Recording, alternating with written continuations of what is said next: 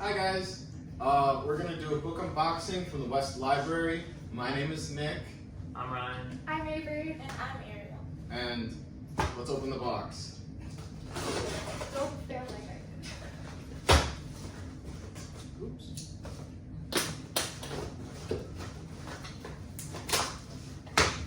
Okay. Move the later, please. So everyone grab a book. The book. So this one.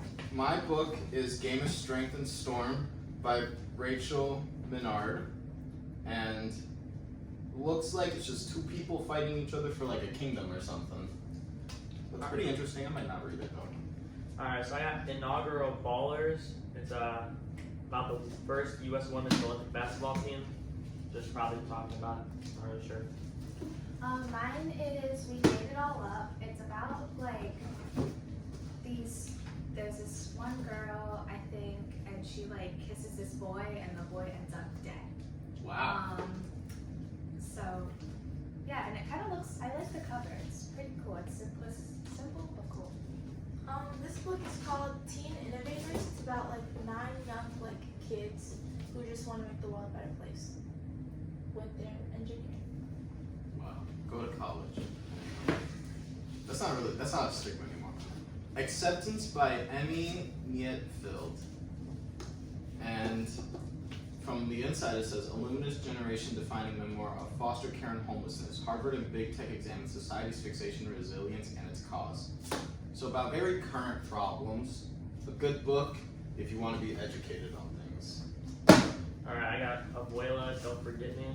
It's like a poem book. It has poems on it talking about a girl and her grandma and like her relationship and what she does to her grandma. So this is Lethal Tides. It's about the untold story of Mary Sears and her team of eccentric scientists who pioneered the oceanographic intelligence that revolutionized naval warfare in the Pacific Ocean during World War II and was instrumental in the United States' victory over Japan. This book is called The Red Planet. It's about Mars's history, and it's like by a person called Colin Stewart, and he's also the author of How to Live in Space.